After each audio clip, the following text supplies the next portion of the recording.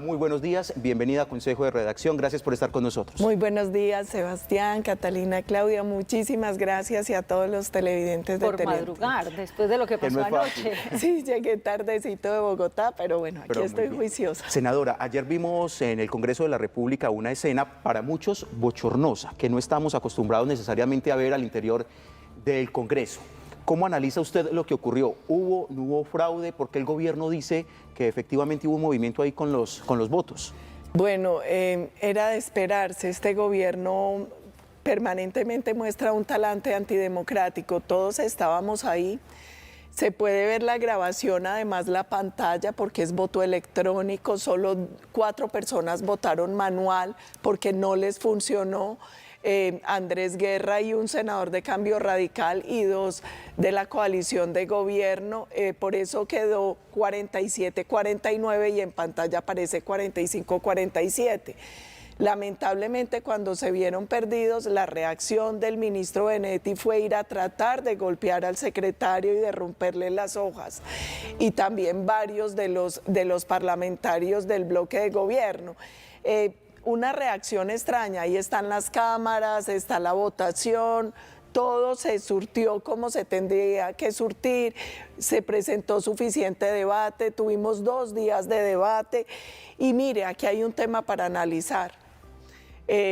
La mayoría decidió revivir la reforma laboral porque votaron a favor de la apelación. La mini reforma ahora. La reforma, la que se archivó, sí. La revivieron, ahora la va a debatir la Comisión Cuarta de Senado. Si lo que les interesa es los artículos y el debate, pues ahí tienen la herramienta, pero no. Ellos lo que quieren es la consulta, que es la excusa para tener recursos y hacer política. Por eso la reacción fue tan violenta cuando la consulta fracasó. Dicen que los tiempos no les da, qué pena, Cata, es que los tiempos no les da. No, sí les da, y hay suficiente tiempo porque solo faltan 2 debates y conciliación. Y ayer mismo se designó la Comisión Cuarta. Hasta el 15 de junio es que hasta el 20 de junio. 20 de junio, más o menos unas 5 semanas para votar entonces esa nueva reforma. Extras. No, no puede ir a extras porque aquí acaba. Si ellos hacen juicioso la tarea, puede que les dé, pero yo creo que aquí el fondo no es ese. Además, ellos mismos eran los que habían apelado la decisión. Yo creo que aquí el fondo es que ellos quieren presionar, es la consulta, porque era la herramienta. El propio Benedetti lo dijo en su momento, en Yopal, dijo, es que la consulta es la mini reelección. Es la excusa para ellos hacer política. Y lo que debemos cuestionar los colombianos es, primero, ¿por qué si no hay plata ni para medicamentos, ni para salud, ni para Mi Casa Ya, ni para los jóvenes de ICETEX, se quieren gastar 750.000 millones haciendo una consulta?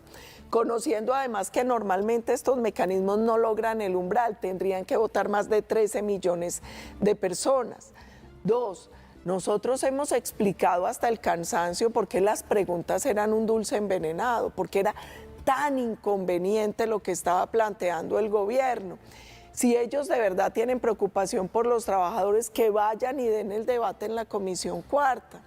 Pero uno siente que aquí hay otros intereses y eso va a ser muy difícil todo lo que viene de aquí en adelante. Senadora, a propósito de lo que viene, 8 minutos de alocución presidencial. El presidente Gustavo Petro califica lo que ocurrió anoche de dantesco, de mañoso, de bochornoso, de malandrines. Ha habido una cantidad de palabras en este discurso y además concita a la calle, a las personas que están apoyando esta consulta. ¿Qué cree usted que va a pasar? Primero, están torneando caldeados los ánimos ya. El ladrón juzga por su condición. Allí todo se dio en democracia, se votó, todo es transparente, están las grabaciones, están las votaciones electrónicas, las actas, todo. 2, no es la primera vez. Nosotros no podemos vivir en una democracia bajo chantaje. El 1 de mayo sacó la bandera de guerra-muerte y ayer lo que hizo fue recordar el nacimiento del M-19, con lo que pasó el 19 de abril de 1970.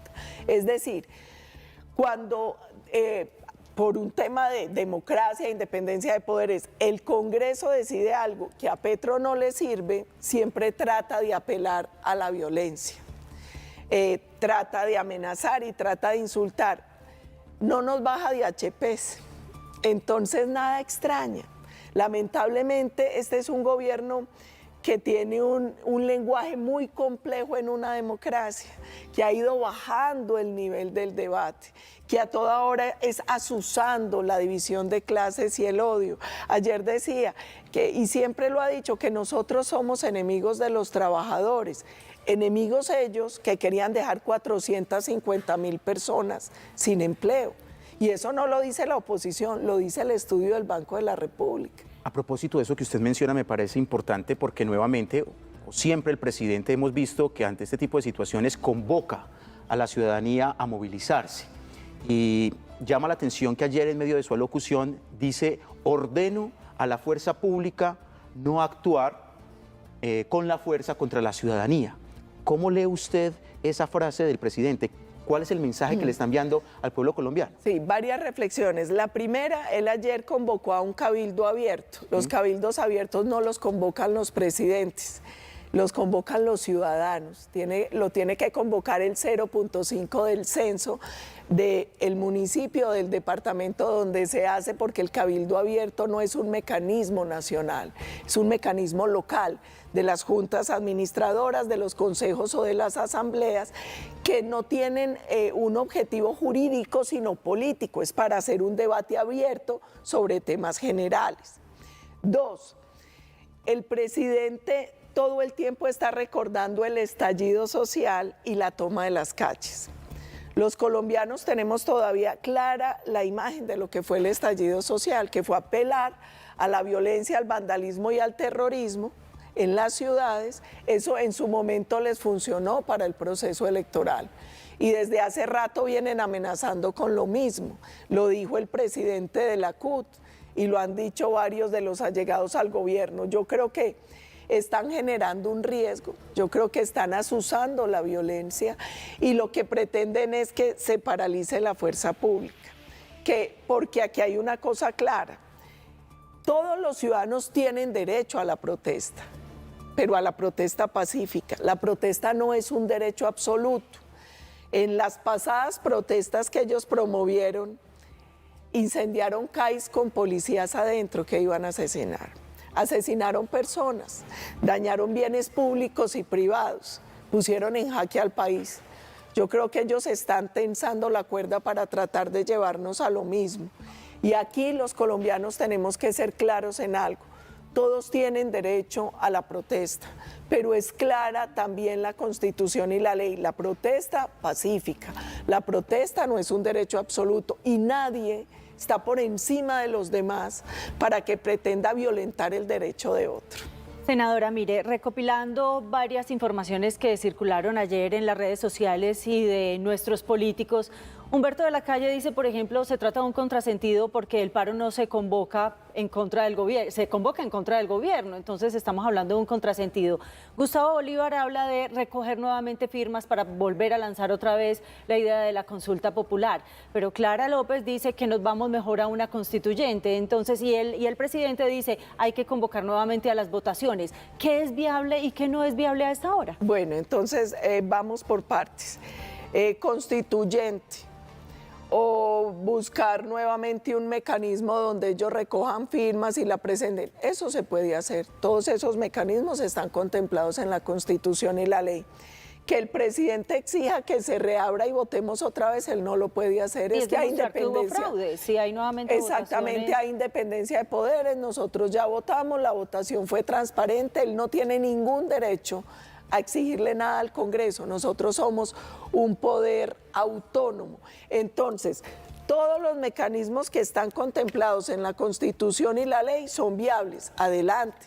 Si quieren recoger firmas, es más, si quieren promover la constituyente bajo el marco constitucional y legal, adelante, que lo hagan. Lo que ellos no pueden hacer es pretender pasar por las decisiones del Congreso. Es que ese era el otro problema de la consulta. La reforma laboral se había hundido 2 veces en el Congreso. Entonces, ¿qué va a hacer el gobierno? Cada que tomemos una decisión que no le guste va a apelar al pueblo. Entonces, ya Colombia no es una democracia representativa, sino plebiscitaria. No me gusta cómo deciden ustedes, así representen al pueblo. porque nosotros también representamos ciudadanos que votaron por nosotros. Entonces va a apelar ¿a qué? A la calle, a mecanismos para tratar de volver esto una democracia plebiscitaria. Y yo le pregunto también al presidente, él todo el tiempo apela al pueblo. ¿A cuál pueblo? A los millones de colombianos que dejó sin sistema de salud y que hoy tienen en riesgo su vida por la afectación que ellos han hecho a las EPS, porque ellos mismos lo reconocieron. El ministro de Salud dijo, es que no les estamos pagando para que tengan que aprobar la reforma a la salud. Están jugando con la vida de la gente para obligar a las reformas. Ese pueblo quiere que salga, o quiere que salga los colombianos, miles de colombianos que tenían subsidio de Mi Casa Ya y que este gobierno se los quitó. O quiere que salgan los jóvenes a los que les prometieron que les condonaban las deudas del ICETEX y les quitaron hasta el subsidio para poder pagar las cuotas. ¿A qué pueblo apela Gustavo Petro? Pero la gente se llega a confundir porque no entienden por qué si favorece al trabajador, votaron por el no. Esa es la mejor pregunta. ¿Favorece al trabajador? Yo les voy a contar cuál es la verdad detrás de esto. Hoy la jornada nocturna empieza a las 9 de la noche. Con esta reforma empezaría a las 6. El recargo de dominicales y festivos es del 75, con esto pasaría al 100. Este ajuste representa más o menos 300.000 pesos que solo serían adicionales al año, para trabajadores formales de empresas que son capaces de absorber ese sobrecosto. La mayoría de empresas en Colombia son micro, pequeñas y medianas empresas que no pueden con esos sobrecostos. Por eso han dicho que si la reforma pasa, con esos costos adicionales van a tener que despedir 450.000 personas. Yo le pregunto a los trabajadores que nos están viendo, a los 13 millones de informales, ¿en algo los beneficia la reforma?